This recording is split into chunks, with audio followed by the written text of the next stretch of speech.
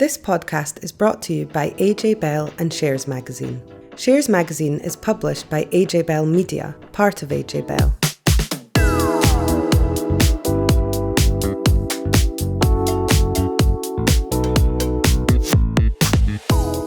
Hello and welcome to another AJ Bell Money Markets Deep Dive. And in this episode, we're going to be digging into the pension freedoms 10 years after they were introduced, asking how pension savers can make the most of them. I'm Laith Khalaf, and joining me to dissect the reforms will be Tom Selby, Director of Public Policy at AJ Bell, and Rachel Vahey, Head of Public Policy from AJ Bell too. Tom, Rachel, welcome to the pod. Do you guys remember where you were for that George Osborne speech in 2014 when he announced the pension freedoms?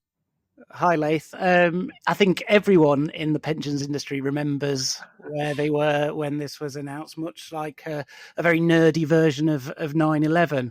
I was a journalist at the time, a financial trade journalist at the time. I was working in the newsroom. We had a set of experts in there to help us digest what was going to happen at the budget. And this was obviously a big shock and awe announcement that came from Osborne. Genuinely no pre-briefing whatsoever, which is normally what you get ahead of a budget.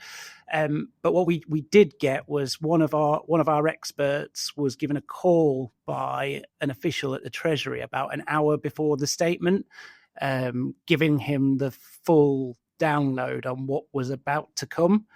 So I was kind of marched into a room with this expert, who I won't name on here because I'm not 100% sure he's happy being named. But he talked me through kind of the first set of changes, which were a more pared back version of what was to be announced, and then the big budget bombshell. And it took me a good 10 minutes to really get my head round what was happening and how it was going to change things and how it was going to massively impact on customers and also lots of firms in the market as well. And once we'd kind of gone through understanding what was going to happen, it was like, right, we need to sit down and draft up a story. And then we had to sit there with a fully drafted up story, and we had to wait for George Osborne to say what in this world became the immortal line of no one will have to buy an annuity. And then we were told we were okay to push out the story and go. And so we pushed out this story very quickly, budget bombshell. George Osborne's completely ripped up the rule book when it comes to how people can take a retirement income. So I've got, as you can probably tell, a visceral memory of I mean, it was certainly one of the most exciting days in my financial journalism career for what it was. It was. I mean, that sounds like quite a good scoop, actually, Tom, and a good contact to have. And Rachel, what about you? I mean, were you taken aback by it as well? Yeah, absolutely. Everyone was. I was probably at a different place and time than Tom was. I was actually on maternity leave, so I wasn't supposed to be thinking about pensions or anything like that. And I was out at swimming lessons with my youngest child, and I remember scrolling through my phone and thinking, oh my goodness, what has happened? I leave this pension industry for 12 months, and what have you done?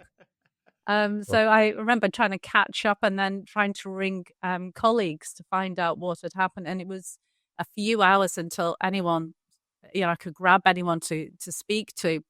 And when I did, they were completely shell-shocked, really just did not know what had happened. And as Tom said, it's bizarre, but it is one of those things that you remember where you were when George Osborne made that announcement.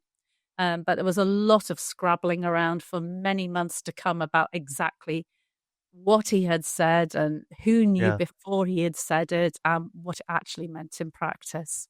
Yeah, it was one of those where I think I remember we kind of reread it time and time again and just asked the question, is that really what he means? Because it was such a big rabbit from the hat, really. It was the classic rabbit from the hat in a budget speech, wasn't it?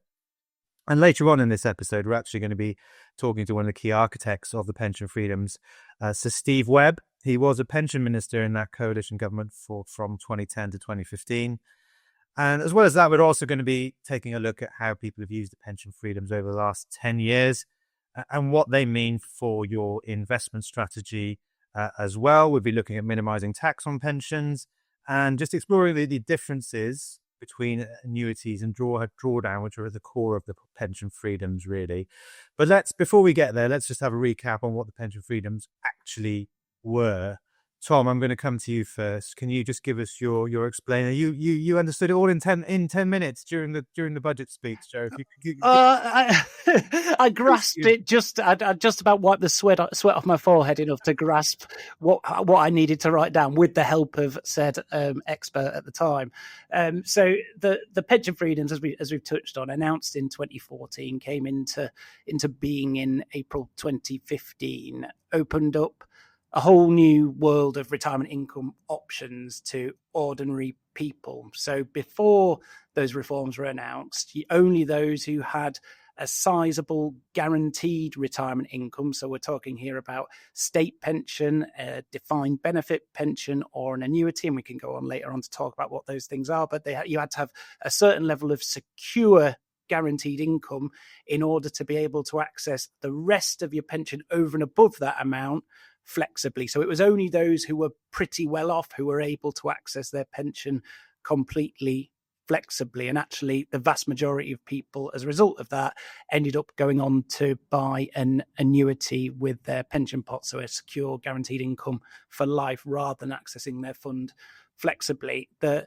announcements from the 2014 budget that were brought in 2015 removed those restrictions, and so gave people of all pension pot levels, of all income levels, total flexibility over how they can access their pension pot from age 55. So there are broadly three options for people who are accessing their pension pot today.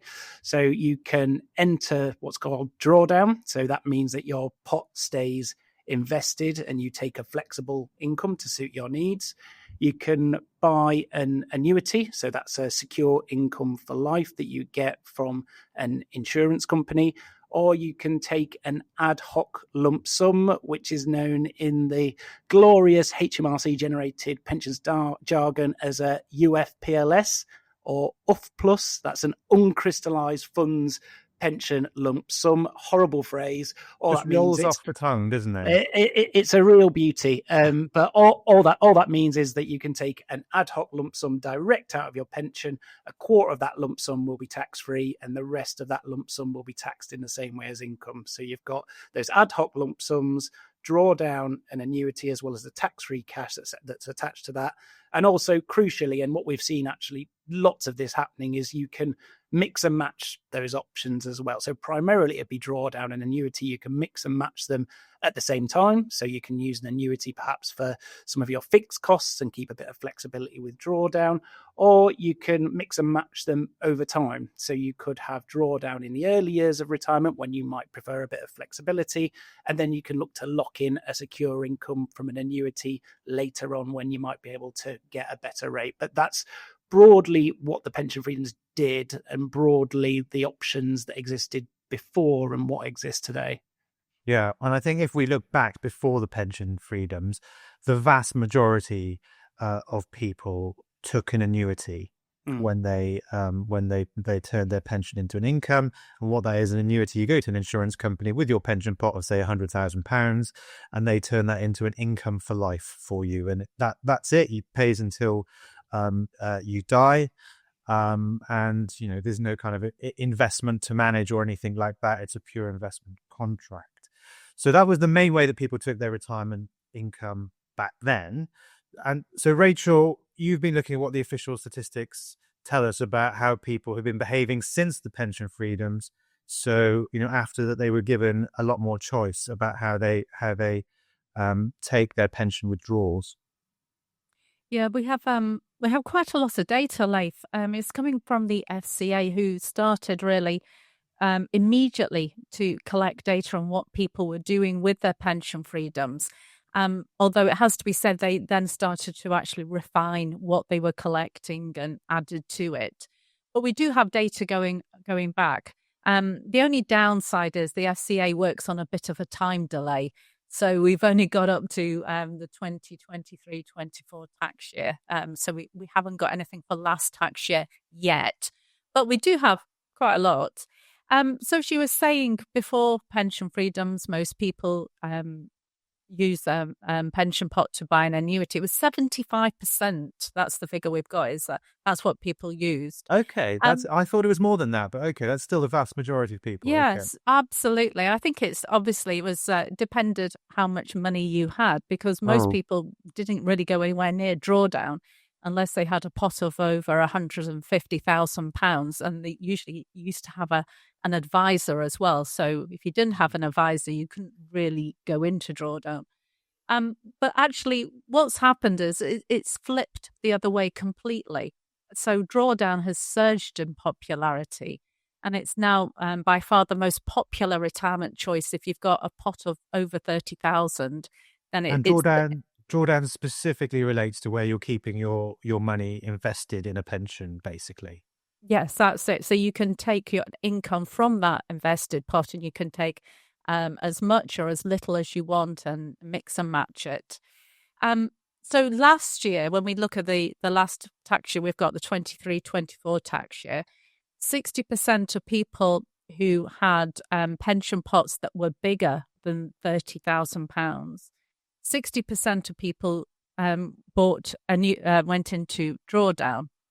And if you look at the bigger pension pots, the ones which were worth over £100,000, then it was nearly 3/4 of people went into drawdown. Right. So really not many people cashing in their pension pots when they got to that size, and not many people buying annuities either. So the number of people buying an annuity was only, over all the pension pots, was only 15%. So relatively few people doing that. But when you look over the last 10 years and you look at the headline statistics and you think about all of those different sizes of pension pots out there, 55% of all of those pension pots were converted for cash. People just cashed those in and they took them as a straight lump sum. Okay. I mean, that sounds like quite a large number. I appreciate what you're saying about, the bigger pots are being taken as drawdown, so they're remaining invested. People are taking withdrawals from those, but people just cashing them in, 55% of people are cashing them in. I guess even if they're smaller pots, doesn't that kind of raise questions about how those people are going to, live in their retirement if they're just essentially taking all their money out of a pension and perhaps just spent it? Yeah, I think I agree with you. It does sound worrying and it does sound like a high percentage, but you just need to look a little bit closer, I think, at the figures. If you're looking at those number of those pension pots that are being cashed in, 90% of them were worth less than 30,000. Yeah. So they were just small pension pots. When you think about it, people are going, well, if I buy an annuity, I won't get much money per month out of it, or it's probably not worth going into drawdown with. And people who are in this position probably have a different sources of income and have bigger pension pots or different types of pensions from other places. So this is really maybe even more of a tidying up exercise. They're just looking at the outliers as far as they're concerned, the smaller pension pots, and then exchanging them for cash. I think as we go on with the way that we build up pensions in the UK, because more and more of us are being automatically enrolled when we join a new employer, more of us are building up smaller pension pots. And I think over time, we're beginning to see a bigger drive to consolidate or combine all those pension pots in one place, because you might have several that are maybe worth less than 30,000. But if you add them up together, you're looking at a good sized pension pot. And I think this might be spurred on by something called the Pensions Dashboard, which is going to be launched hopefully in the next few years, which means when you log on, you'll be able to see all your pension plans in one place. And then you can see the overall value of everything you have. And hopefully that's going to spur people on just to put all those pension plans in one place, to combine them all together. And mean that instead of just saying, I'll take that one as cash and that one into drawdown and that one buy an annuity, they may just look at the overall pension wealth. Yeah, I'm smiling slightly, Rachel, because I've heard the phrase pension dashboard being bandied around, I think, for probably as long as the pension freedoms. Is it actually going to happen? Is it really going to happen? It's really getting close now. I'm a bit like you as well, Laith. I'm a little bit cynical on this, but it is getting closer. I think we just have to have the faith and we have to believe in this. They've started connecting pension schemes to the dashboard and starting to test. And this summer they're going to test real life cases. So let's keep our fingers crossed. Okay, hopefully... you heard it here first. It's definitely happening next year. Okay. So thanks for that, Rachel. And, coming back to you, Tom, I think, obviously pension freedoms, big explosion in kind of the choice that people have about what they do with their pension, but it's not entirely free lunch, is it? The government still takes a tithe in terms of tax on your pension withdrawals. And that's a big consideration for people, isn't it? Yeah, that's right, and it's a really important consideration as well when you're accessing your pension. So up to a quarter of your pot is available tax-free when you come to access your pension for the first time. But as you say, the rest of that money that you take out will be taxed in the same way as income. So what that means is if you take a really large amount from your pension, for example, if you've got a big pension pot and you decide, actually, look at that juicy pot of cash, I want it all and I want it now, then the danger there is that you'll be hit with a double whammy, essentially. So you'll pay high tax on that money, avoidable high tax, because you might be pushed from say, the 20% income tax band into the 40% income tax band because you're taking it all at once.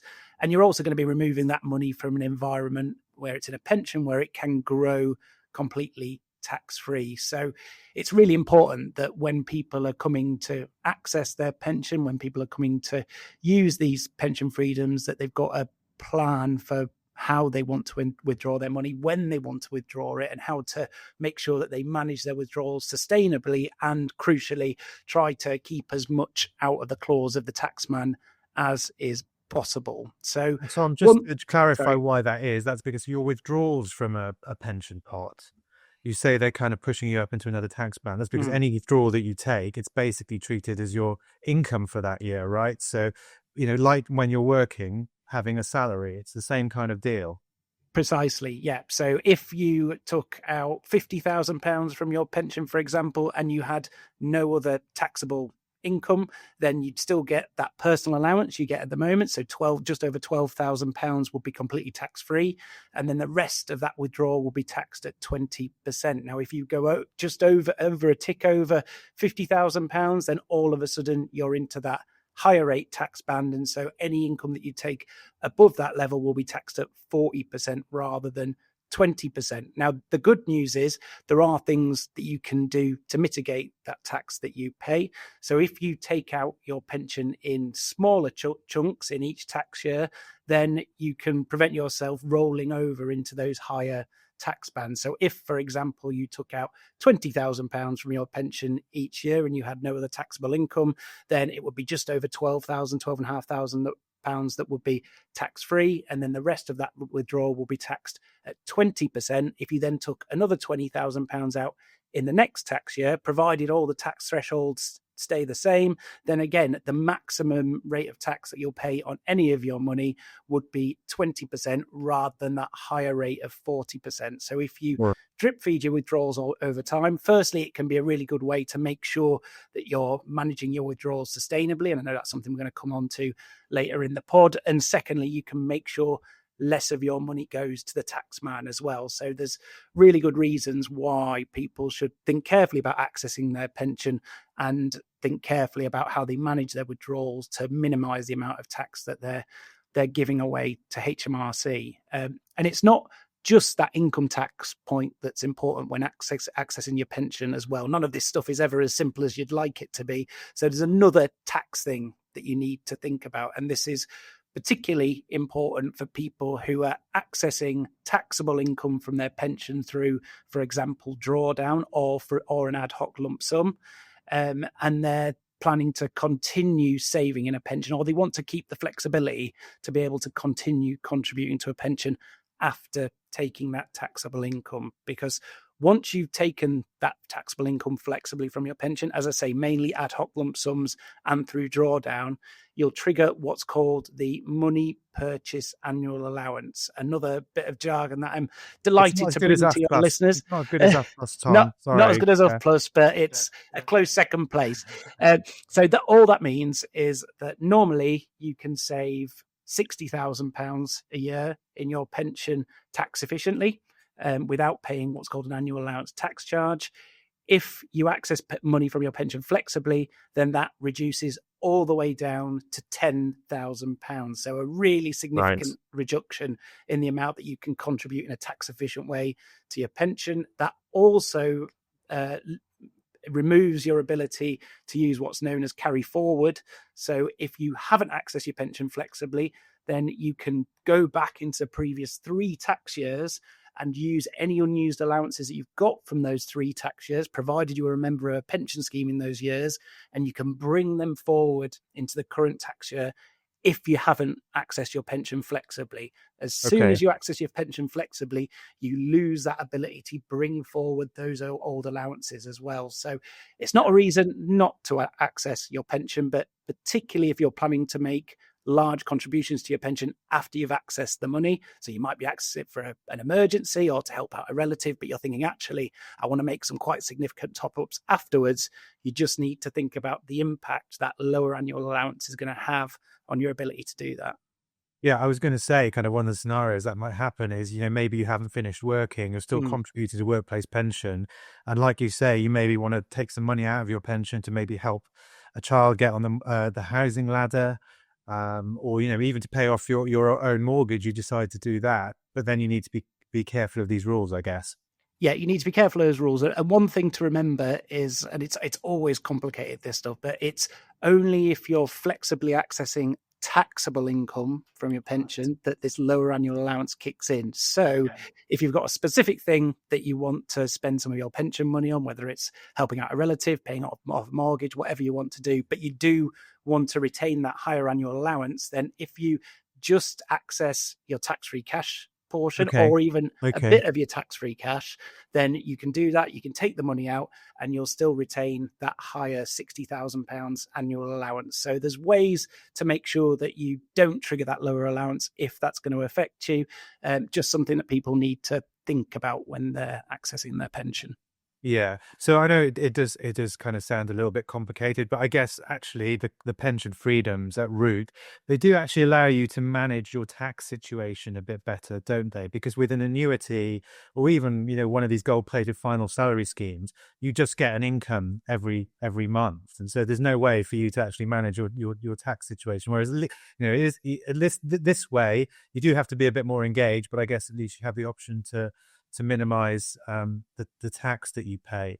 So I think that kind of teases up quite nicely to hear an interview from one of the key architects of the pension freedoms, Sir Steve Webb, because he's got some quite interesting views on this issue as well. So Steve is currently a partner of the pension consultancy Laith Khalaf and Peacock, but he was a Liberal Democrat MP.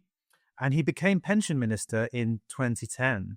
And actually, he presided over, a period of immense change in pensions between 2010 and 2015. That included, wholesale changes to the state pension, the rollout of automatic enrollment in workplace pensions, and also the introduction of the pension freedoms. So 10 years down the line from that critical reform, we caught up with him, and here's how he thought things have turned out. Steve, thank you very much for joining us today. We're talking about pension freedoms, of course, and I think it's fair to say, as a pension minister during that critical time, you achieved quite a lot. So I do apologise for starting here, but we are going to have to talk about Lamborghinis, I'm afraid, because when the pension freedoms were introduced, one of the things that you said was the government was actually okay with people buying Lamborghinis with their pension pots. And actually, the sports car became a visual symbol of the pension freedoms. It was all over the press anytime they were mentioned at the time. So what was behind that comment? Was it an off-the-cuff comment, or was there a warning or a message in there? Well, I'd love to pretend this was all carefully planned, but things seldom are. So what happened was that the spirit of pension freedoms was government moving from saying it's our money and we're going to control how you use it to it's your money fundamentally. So it was partly a philosophical shift, and until that point, HMRC had taken the view that it gave you tax relief and it was darn well going to tell you what to do with it in return, and that was the deal. And we'll come on to how all of this interacted with reform of the state pension later, but part of the point of reforming the state pension was to provide a foundation so that if you did blow the lot on a sports car, you wouldn't then come back to the state and claim benefit because your state pension would be lifting you clear of benefits. So it was essentially your choice. So what happened was the Chancellor made his sort of shock and awe announcement on the budget day. And then by the time people have had a chance to read the small print, they send people like me out the next day. And I was interviewed live on BBC News Channel during the day on the day after the budget. And the journalist said to me, well, Steve, what about the Lamborghini set? What about people who blow off a sports car and then come back and claim benefit? And I said, well, to be honest, I don't mind if people spend their money on a Lamborghini. That's fine by me because we don't need to worry about the welfare state, etc. And that was it. Thought no more of it. Went home to Bristol. Turned my news bulletin on at 10 o'clock that night. Lead story: idiot pension minister tells pensioners to spend their money on sports cars. But as you say, it became emblematic of the policy. And in a funny sort of way, had I planned it, I might have said it anyway, but I didn't plan it. Yeah, well, I mean, it definitely got people's attention. I think it's fair to say that. So, let's turn to the reforms themselves. Like you say, it was a shock and awe announcement.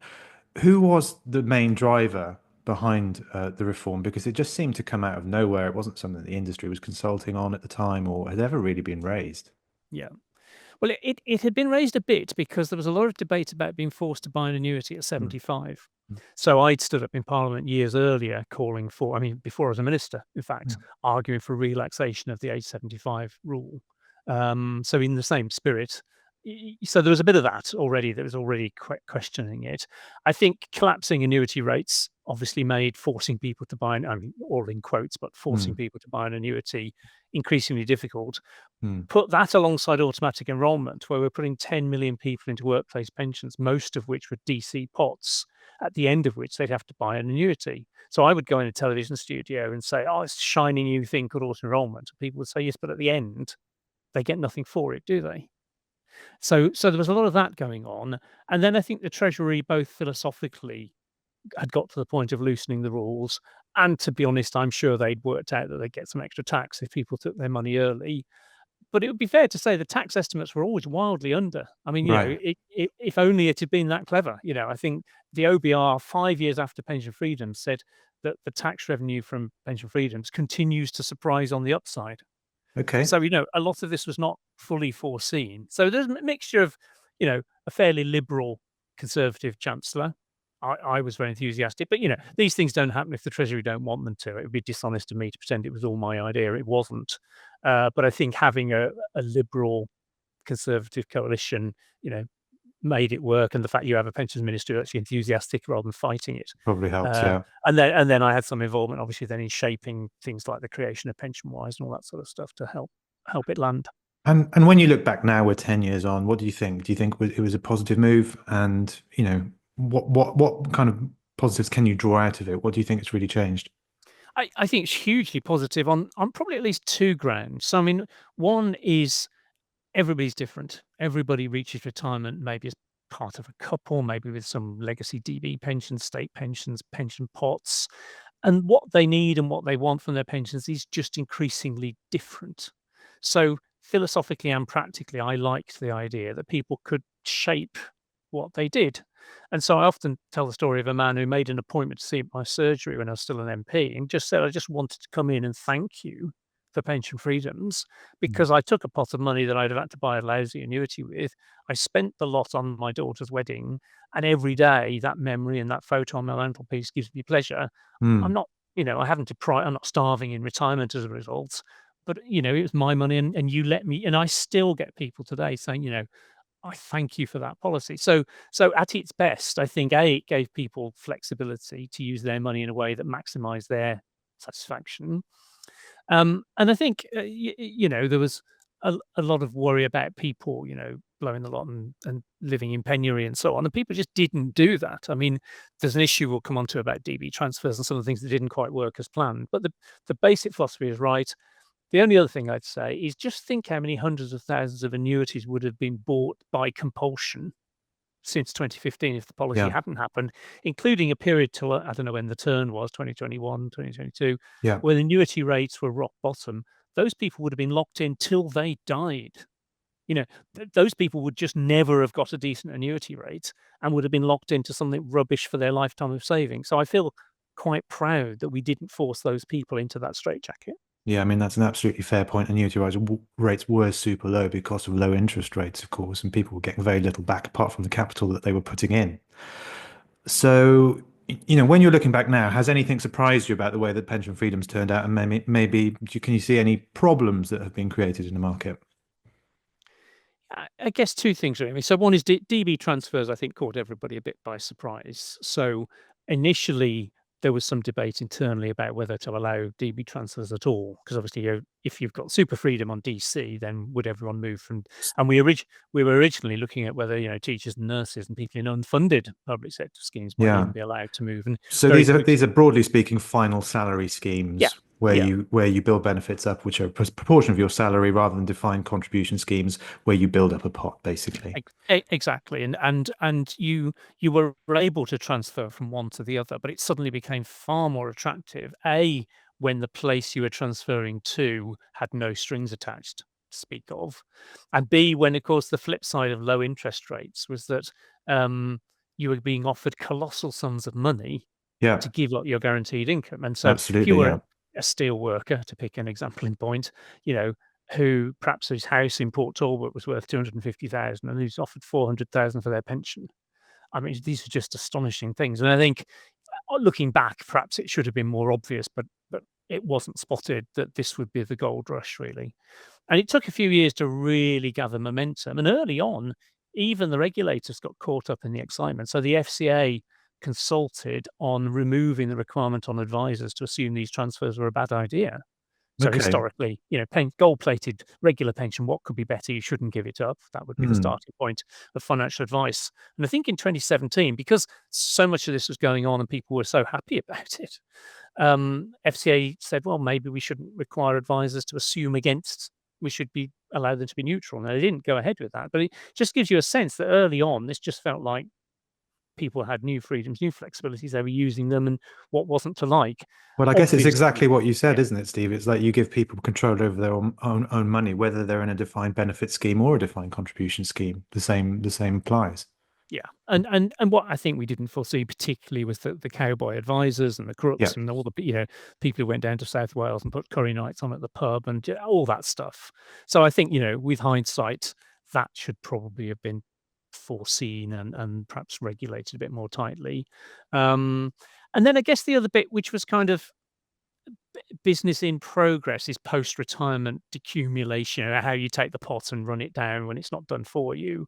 And even now, we're only on the brink, really, of legislation requiring pension schemes and providers to have a kind of post-retirement journey for people who don't make choices. Because if you've moved from a very paternalistic world of a guaranteed state pension, a guaranteed final salary pension, and now you've got this £500,000 pot to manage, which most of us are not equipped to do, what happens then? And people have often said to me, well, where's the innovation in this space? I think it is now happening, but it's been a long time coming. So again, maybe with hindsight, a bit more thought. Now, in my defense, I would say, half of all pots just get cashed out at the moment. It's usually the small ones. And frankly, it doesn't make sense if you've got a £15,000 pot to try and work out a sophisticated investment strategy for 25 years with bits of annuity and bits of drawdown. None of that, So in a world where people are cashing out small pots, it sort of doesn't matter too much. But hopefully, if we can get to a world where people have one pot, not many, and that pot's worth having, it matters a lot more. You have some sensible structure and defaults going on. And that's what we're moving into now, but maybe that could have happened a bit quicker. Okay. And you mentioned the state pension, which you also was one of the reforms that you pushed through as well. So it was a very busy time, I seem to remember, actually. It was hugely busy, wasn't it? So much going on in the pension space. But could pension freedoms have happened without that reform to the state pension? I think they couldn't. And the reason for that is if you think back to the pre-2016 state pension system, you had a basic pension, which was below even the amount the government thought you needed to live on. And indeed, that's true today. The basic pension, the old basic pension is £169, pension credit's £218, so about £50 shy. So if you'd had a world where I could take my earnings-related pension, my final salary pension or whatever, turn it into a DC pot and blow the lot, then all I would be left with the old basic pension, £50 short of pension credit, and then the state would be on the hook. Because So you'd be able to apply for means-tested benefits, Exactly. saying, "I don't have enough money. You need have a basic standard of living, basically." Yeah, thousands of pounds a year potentially. Yeah. And that that didn't feel right. Whereas what we did was we rolled all the different bits of the state pension system into one to create a new state pension, which for most people was a few pounds, literally above the pension credit level. And what that meant was then anybody who literally blew the lot on riotous living, broadly speaking, couldn't claim pension credit. They could probably get some help with the rent or the council tax, but in principle, it mattered a lot less that they got it if they got it wrong, if they were reckless. And the flip side from the taxpayer's point of view is that this policy generated lots of tax. So in a way, even if there was a small leakage of extra welfare spending some years down the track, it was a price worth paying. And I often say to people, if you think of the Venn diagram of popular policies and policies which raise tax, it's a very small overlap in the middle. This is one of them. And I mean, on the state pension, one of the first things that the coalition government did in 2010 was introduce the triple lock, which I think at the time was hailed as a very good idea. We're 15 years down the line, and perhaps people are now questioning whether it's sustainable. What are your thoughts on it? I think it's worth remembering where the triple lock came from in 2010. So it came after 30 years in which state pensions had essentially been linked to price inflation. So Mrs. Thatcher famously broke the earnings link, the link between the state pension and the average wage, in 1980. So you then have 30 years in which the pension keeps pace with inflation. And you might say, well, what's wrong with that? You can buy the same basket of goods every year. But for someone newly retired, they're trying to replace what they used to earn or some percentage of what they used to earn. So their living standard is maintained into retirement. And if you have 30 years when the state pension is falling further and further behind the average wage, the ability of the state pension to deliver that standard of living replacement drops. So we saw the triple lock as reversing 30 years of damage. 15 years in, we have reversed some of that damage. Okay. So in a way, yes, it doesn't go on forever. And my argument would be what you do is you say, well, what's the state pension for? What are we trying to get to? And let's say, bear with me for a sort of sequence of steps here. So do you need 100% of your pre-retirement wage in retirement? Answer no, because you're not paying national insurance. You probably haven't got a mortgage, childcare, travel to work, etc. Maybe you need 2/3, let's say, a commonly used benchmark. And let's say we think that state pension provision and private pension provision are a partnership. So half comes from the government, half comes from your workplace pension. So that gets you to 1/3 of the average wage as your target for the state pension. Now, on some definitions, it's about 31% at the moment. So one model says you use the triple lock because it's there, frankly. I mean, as soon as you abolished it, you'd never replace it. So let's use what's there. Get the pension up to an agreed target, let's say 1/3 of the average wage, and then lock it. And you say, right, we've reached a decent state pension. It's 1/3 of the average wage. It will now, over time, just be linked to the average wage. And back to just earnings, essentially. Yes, a sort of smoothed earnings, because some years it's a bit messy. Earnings don't grow, or earnings grow less than inflation. So if you just paid earnings, then people are having a real terms cut that year in their spending power, and that's politically very difficult. Because if wages aren't growing at all and prices going up 5%, it's a 5% real cut. So there's an Australian version which is sort of smoothed earnings link, but basically you hover around that 33%. And I think that's, any state pension, you've got an affordability question with an aging population. But lots of countries that are poorer than us manage better state pensions than we do. So it is partly just about choices, not just affordability, I think. And one of the things that was introduced as part of the package of reforms with the pension freedoms was this idea that you didn't have to pay any inheritance tax on your pension. And that is now being rolled back by the current government. Were those tax rules on death for pensions set too generously 10 years ago, do you think? And does IHT actually need to be reintroduced on pensions? I think there were two different things going on here. So the first was, so pre-pension freedoms, if everybody's pension pot is either a final salary type pension or an annuity, which either dies with them or pays to a widow and then dies, then inheritance tax doesn't really arise for most people. There were exceptions to that, people with big drawdown pots that, and all that sort of stuff. But for the mass market, inheritance tax was sort of irrelevant because the pension died with you. You create pension freedoms and the potential for having an unspent DC pot becomes much broader. So you need to decide what to do about it. And what happened was George Osborne, thrilled, I think, by the excitement of pension freedoms in spring 2014, had to work out what to say to the party conference in autumn 2014. Okay. And so he came up with a generous inheritance tax on the family home. So this was the inheritance nil rate band and the $500,000 doubled for a couple. You can pass on £1 million family home tax free. So the Conservatives want to be seen as the party of inheritance, and pension freedoms fitted with that. So then the argument was, well, and of course we're not going to include your unspent pension wealth either. If we're not going to include the family home up to $1 million, why would we include your pension? I guess this has led to some distortion, as you might well imagine, that people thought, oh, this is a good vehicle for inheritance tax planning. And some arbitrariness. I leave behind a stocks and shares ISA, which is in my estate. I leave behind a pension invested in the same stocks and shares, and that's not. So there's sort of arbitrariness about there. So I think the government's got worried about loss of tax revenue and so on. And he's obviously looking for ways to raise money that's, quotes, not on working people and all of that. So you can kind of see how they got there. I guess my big worry about the policy is not, any inheritance tax is sort of double taxation in some way, is the impact on all the people who will have to go through a lot of bureaucratic hassle at bereavement, never pay IHT, but they'll have to still go through all the process to prove that there isn't any to pay. So just to explain what I mean by that, the process that's proposed is my loved one, let's say it's just my mum left, she dies, and she leaves behind, we don't know, some pension pots maybe, some final salary pension maybe, don't know. So I have to find out all that information. I have to contact all the pension providers to get balances, find out how much is due, who it's payable to, all of that. I put that into an IHT calculator that HMRC are developing. That tells me how much each of the pension providers will have to pay in IHT. I then have to tell them all of that. They pay that, and then they pay me the money out of the pension. And that's if there's IHT due. But halfway through that process, it might become apparent that there isn't any due, but we're now another 3 months since the death, and only then can I apply for probate.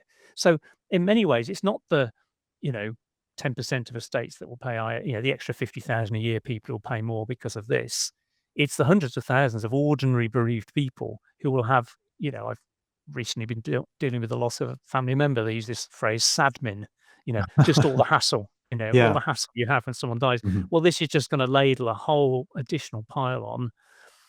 I kind of think even if they're going to do it, there must be a better way of doing it. Okay. And in terms of just looking broadly at pension policy since you left office in 2015, it's gone downhill all the way. I thought so. I was going to say that, but yeah. Do you look at anything and think there's unfinished work here, things that I wish I'd been around to do, or things that they've done that maybe you've thought that's not really quite right? The positive thing, I think, is that a lot of what I might pompously call my legacy has survived. The new state pension, nobody's fundamentally reformed it. Automatic enrolment survived a global pandemic and a cost of living crisis remarkably robustly. The great moment for me was when in the furlough scheme, the government said, and we will pay the employer pension contribution under auto enrolment. Right. I thought, wow. Yeah. That's how entrenched this thing is. So a lot of continuity, which is great. Bit of a disappointment that the rates haven't gone up. Well, I was going to say, not yet.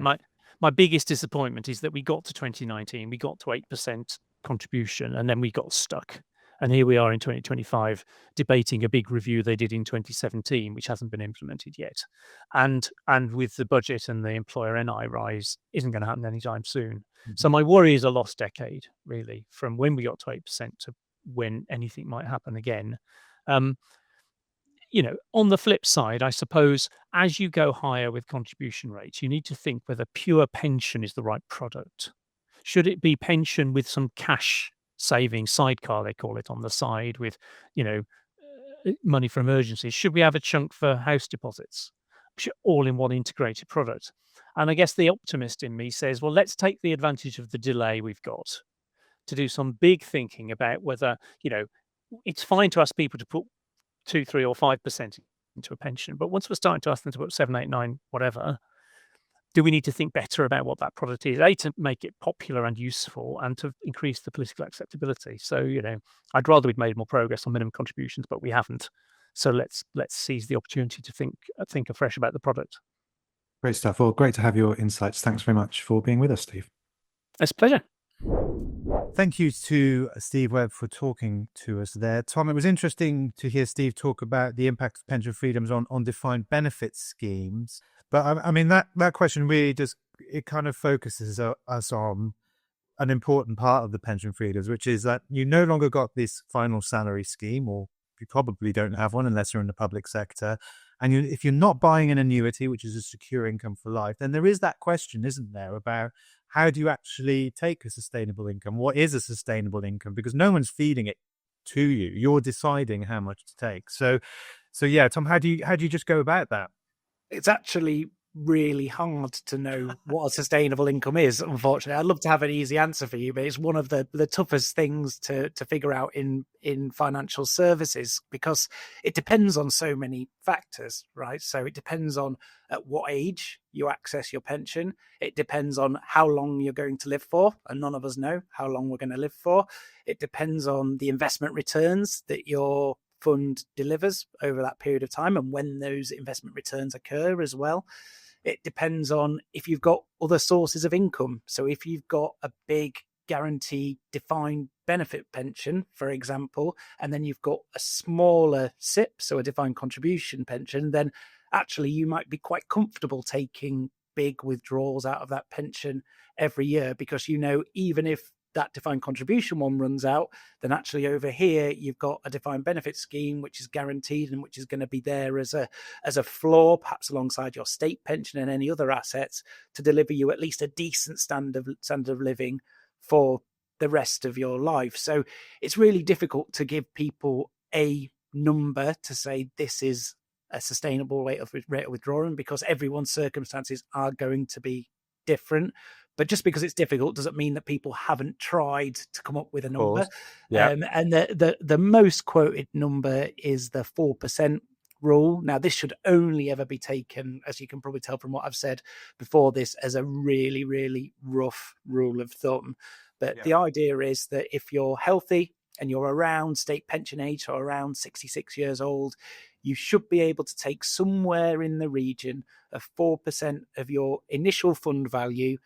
Then that income rises each year in line with inflation, so in line with rising prices, and you should be confident that withdrawal rate should last for the rest of your life in most circumstances. So if you think about someone who had £100,000 pension pot when they first accessed it, then that would imply a £4,000 annual withdrawal, rising each year with inflation, so going up a bit each year to take account of the fact that the cost of living goes up a bit each year, should be sustainable. Now, I think that's kind of useful to give people a starting point, but it really, really will depend on your circumstances and your experience when you're investing, the investment returns you get, as to what is sustainable, which is one of the key reasons why anyone who's going into drawdown and is about to take a flexible income needs to face up to the fact that this isn't a one and done decision. This isn't something where you can just start taking your money and then you can have a hands-on approach and not think about it whatsoever. It requires you to be involved, not necessarily on a day-to-day basis, but at least once a year, once every 6 months, you need to be reviewing your investment strategy, reviewing your withdrawals, just to make sure that you're comfortable, that you're in line with your expectations, and you don't feel that you're running the risk of running out of money in retirement, albeit with the caveat that it's very difficult to know for certain exactly how at risk you are of that, because various things like life expectancy and investment returns are just unknowable at the current point in time. Yeah. And this is a really trite thing to say, and I know it's really trite, but probably one of the biggest buffers that you can have against this kind of this question of sustainable income is to hit retirement with a big enough pension pot, isn't it? Because if you're trying to make these decisions when you're really on, you've got a very small pension and it's kind of just a small error one way or another could really kind of mean that you're spending some of your retirement without enough income, then that's not a good place to be. And I know there's loads of reasons why people don't save enough in a pension, because there's lots of other calls on money, of course, but that always seems to me is the kind of one big factor that you can control throughout your lifetime. Yeah. Saving as much as you possibly can makes all of these decisions a bit easier when you come to having to make them, and everyone will need to make these decisions at some point in their life. And whether you're going to go down the annuity route or you're going to go down the drawdown route, you still need to, at that point in time, engage with your pension and think about the kind of income you're going to take, at least at that point in time. With drawdown, it's ongoing. With annuity, it's a little more hands-off, but you're going to have to engage at that point in time. And creating a sustainable income also shifts the focus, I guess, onto your investment strategy. So one of the things that the pension freedom has made more complicated, and lots of this is complicated already, as we've already discussed, is the question of how to invest as you approach retirement, because retirement isn't necessarily a fixed point in time for people either. And also how to invest once you start accessing your money, because previously you simply didn't have that choice. Essentially, the vast majority of people, as Rachel touched on earlier, simply bought an annuity from an insurance company. Yeah, I think that's right. I mean, if you rewind the clock back to before the pension freedoms, of course, everyone was just buying an annuity. And I guess the standard way of dealing with that is kind of a template for how investing as you approach retirement works now, which is a thing called lifestyling. And basically, you were gradually moved out of riskier assets like shares and in towards bonds, which move in the opposite direction to annuity rates. And the thinking there was, as you're approaching retirement, you put more into bonds, which go up in value if, interest rates are falling. And if interest rates are falling, that means your annuity rate is falling. So it kind of equalizes out. It hedges your annuity rate risk. But of course, the problem is if lots of people are buying annuities, that strategy doesn't really work very well, does it? And I think we saw that, in 2022 in particular, compounded by rising interest rates, which meant that a lot of those annuity hedging funds that people were moved into, some of them fell by 30 or 40% in a year. And those are people who've just been in that, just as they're about to retire. Yeah. Their pension has fallen by 30-40%. Now, annuity rates did go up at the time, but that's not really a huge consolation to you if you're not buying an annuity with your plan. And I think there's still a question there about how you invest as you approach retirement. And certainly people with those older pension schemes where you might still have lifestyling and you're not going to buy an annuity, you might want to review those. But I think broadly speaking, there are now, as you say, three options when you get to retirement. One is that you take the cash, one is that you buy an annuity, and the other is that you keep it invested. And actually, your investment strategy as you approach retirement should reflect the choices that you're making there. So if you are going to buy an annuity, then maybe you do want to be invested in bonds in a lifestyling strategy. If you're going to take the cash, then actually you might want to gradually move out of equities but into cash, ready to take your cash.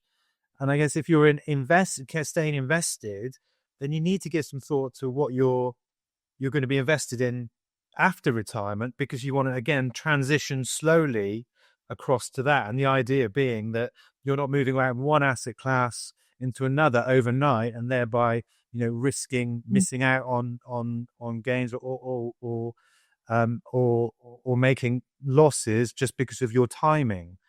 So, when you're thinking about investing in retirement, because the options are now so much greater, there are lots of, options. I mean, generally speaking, I think it's fair to say you'd want to move towards income producing assets. Generally speaking, that could be shares, that could be bonds, it could be a bit of cash. But, as we know, people now who are, if you're 65, you can probably expect to live 20, 25 years on average. So you don't want to totally, move away from shares, I would say, because those give you a bit of a growth engine for the future. And to have a balanced portfolio, you want to have a bit of income and growth. So maybe dialing down risk, but not totally moving away from it. And of course, as you said, Tom, if you have a DB pension, paying you a regular income, or if you've got some annuity paying you regular income, that helps, doesn't it? Because you can then maybe afford to take a bit more risk with the rest of your pension plan. And again, when the state pension kicks in, that again is a secure income that you get from your late 60s. So thank you both for that. I think that gives us a picture of some of the challenges and also the opportunities from pension freedoms and from drawdown in particular, I guess. But I think it's also worth zooming in a little bit on annuities, because they're probably a part of the pension world that is maybe less well known by people, particularly now after 10 years of the pension freedoms. And Rachel, as you were describing earlier, there's been this big swing away from annuities. But are there actually tentative signs in the market that annuities might be starting to pick up in popularity again? Yeah, we're beginning to see an increase. So over last year, over 2024, sales of annuities increased by almost a quarter. Okay. And they reached a 10-year high, so the highest really since pension freedoms. And a lot of this is down to just better annuity rates. You exchange your pension pot. Basically, you give your pension pot to a annuity provider and they give you an income for life. It'll always be paid. And that income is higher now than it was a year ago or 2 years ago. And this is because interest rates generally have gone up, and that's what dictates your annuity income, right? Yeah, and specifically, it's the yields that you get on government gilts, which is the main investment which is used. But because that is really stepping up at the moment, that's why we're seeing this improvement in annuity rates coming through. But so a quarter, going up by a quarter sounds really impressive, but you know what percentages are like. You've got to remember that it sounds like a high percentage, but the sales are still much lower than they were before from a very pension low base. freedom. Yeah. Yeah. And I think that's also because the main worries about annuities are still there to some degree. The idea is that you get a set income for life, but they are inflexible. You make a decision at the minute you access your pension, you get locked into a set income rate. Now, you can choose to increase that every year if you want to. So it could go up in line with inflation or with a fixed percentage. But it depends what sort of deal you get on the price. And you might look at it and say, well, actually, I'll say to increase it, but that means a lower starting income. And I won't actually get the same amount of money over the long term unless I live for X number of years. So you've really got to look at the details to figure out if it's the right deal for you. And as I said before, annuities are something, you used to call them longevity insurance. So they were an insurance against living too long because they are going to be paid out for the rest of your life. But one of the worries that people had was dying too early, which I always used to hate as a phrase. Anytime I die is going to be too early. Good point. Yeah, I feel the same. Yeah. So the idea is that you make a decision at 65 to buy an annuity, and then you die 2 years later, then your money might just disappear completely, and you think, well, hang on, my partner or my spouse spent all that money on an annuity, and there's nothing there now for it. It's just completely income streams completely dried up. So again, there are options you can choose to get around this. There are things where you can get a pot of money being paid back to your family, or you might get an income that continues to be paid out to your family as well. But again, these options means a lower starting income. So nothing comes for free. You've always got to make some sort of adjustment, some sort of compromise. And the compromise is a lower starting income. And the problem with that is that if someone says, well, you can have £10,000 to start with or £7,000 to start with, your mind is already on the £10,000. And a lot of people aren't just willing to make that compromise, even if they means that they're going to get some money paid to families when they die. Yeah, and I take your point about dying too early, Rachel, but I actually do think that's a major fact that people think Yeah. about when they buy annuities is, well, I've saved all my life for this pension, and if I buy an annuity and I don't put in any of those protections, then I get run over by a bus the next day. The insurance company takes it, and that's not a particularly happy outcome for me, and getting run over by a bus isn't a happy outcome either. But at least if you've got your pension pot to pass on to someone else, there's some solace there. So I think we've talked about annuities. We've talked about drawdown. We've talked about taking cash as well. So, Tom, obviously 3 options that people have when they hit retirement now because of those pension freedoms. How do people choose which option is right for them? So another cop-out answer coming from me, but it is an accurate answer, I think, is it depends. Okay. So broadly speaking, if you've got no appetite for risk whatsoever, so you don't like the idea of your money going up and down over the short term, and you prefer a stable and predictable income for the rest of your retirement, and you don't want to take any role in engaging with your pension, in thinking about making sure your withdrawals last for as long as you do, then that probably suggests that an annuity might be the right option for you. Now, conversely, if you're comfortable taking some of that investment risk, so you don't mind if markets are a bit choppy in the short term because you're aiming to enjoy long-term growth and you're not going to panic when you see markets move a little bit one way or the other, and you prefer having a bit of flexibility, so the ability to access your income to suit your needs, and crucially, and we've mentioned this a lot of times today, but you're happy to stay engaged with your pot, you're happy to manage your withdrawals and think about if necessary. So if, for example, you suffer really big dips in your investment performance, you're comfortable with the idea of potentially dialing down your withdrawals, possibly just temporarily, to make sure you're still on the right track, then drawdown may be more appealing. But a really important point is that you don't have to just choose an annuity or drawdown or take when you're focused on taking your cash on that option as well. You can, and this is one of the most powerful things about the pension freedoms, you can mix and match all these options to suit your needs. So you can use a bit of annuity, a bit of drawdown, you can use drawdown at the start, an annuity at the end. You can do whatever you want to do with these pension freedoms. They can allow you to tailor a retirement income plan to really suit your needs. So that's one of the big advantages of these reforms. And the key thing is to make sure you take that time as you're approaching retirement or approaching the point when you're first going to access your pension to think about what you're going to do with your money. So that matters for your investments. So what you were discussing earlier. So if you're going to buy an annuity, then you might want to actually be in one of those lifestyling type funds where your pension moves steadily into bonds. So you haven't got a moving target of an annuity rate as you approach the point of buying an annuity. Equally, if you're going to stay in drawdown, then actually the point at which you first access your pension could be a long way away from the end point of your investment journey. You might still have 20, 30-year time horizon to think about. And actually, the makeup of your investments might not change drastically from what you had when you were building up your pension pot. So it depends on your circumstances. It depends on your risk preferences, on what you want to do.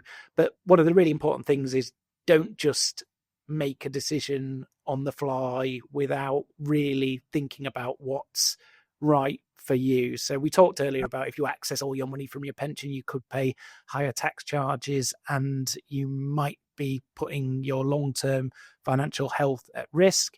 Equally, if you just pile into an annuity without thinking about it, then you might end up with the wrong type of annuity product. You might not have an income that's going to go to your spouse. You might not have inflation protection when you wanted that inflation protection. So the really important thing is, as you approach that point in time when you're going to access your pension, just have a good think about what you want to do and make sure that your investments and everything else matches up to those plans that you've got. Okay. I think that's a fair comment, Tom. I'm going to give you a pass on the cop-out because I think that's... You've kind of outlined some kind of positions there and given us a good steer.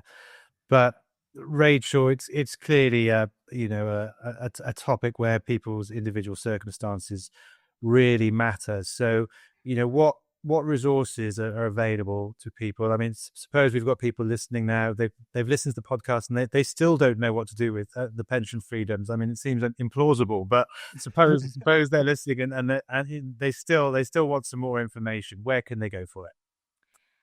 One of the really good sources of information, maybe to start with, is something called Pension Wise. Now, this is a guidance service which is provided by the government, by something called Money Helper, but it's Pension Wise in particular that you want if you're over the age of 50. And you can make a telephone appointment with them, and it usually takes about an hour. And you can give them all the details about your pensions. And what they will do is to talk it through with you. And they will explain what it all means and what you've got and what your choices are and what your options are. So they are incredibly well set up. This is what they do every single day. And they are incredibly helpful as well. But they can tell you what you could do. They don't tell you what you should do and what's the best option for you. So if you want to know that, then maybe think about getting some financial, employing a financial advisor or a financial planner, and they will help you decide what is the best option for your personal circumstances. And in that, we're thinking much wider than just what pensions you've got built up. We're thinking about what other investment wealth you have, what ISAs you've got, what other types of investment, and how you take all of these different things that you have accumulated throughout your life and then turn that into an income to help you through your later years. So a financial advisor will be able to do that. And of course, it will be then specific to your circumstances, and it will be tailored for you. Okay, great. Well, thank you for that. I think that's a good place to leave things. Tom and Rachel, thank you very much for all of your thoughts and your insights. Now, our weekly Money and Markets pod is going to be back later on this week. If you've enjoyed any of our podcasts, then please do rate them on your podcast platform of choice, as it helps other like-minded people find us. So we're going to be back with another deep dive when we'll be asking how you can invest like Warren Buffett. Thanks for listening, and bye for now. Before you go, please remember this podcast is for educational purposes, and the views expressed don't necessarily reflect those of AJ Bell or Shares Magazine. The podcast isn't telling you if a certain investment is suitable or not. Don't forget that the value of investments can change, and you can lose money as well as make it. It's also important to remember that how you're taxed will depend on your individual circumstances, and rules can change. The way an investment performed in the past may not be the same as how it behaves in the future. If you want help, go see a qualified financial advisor.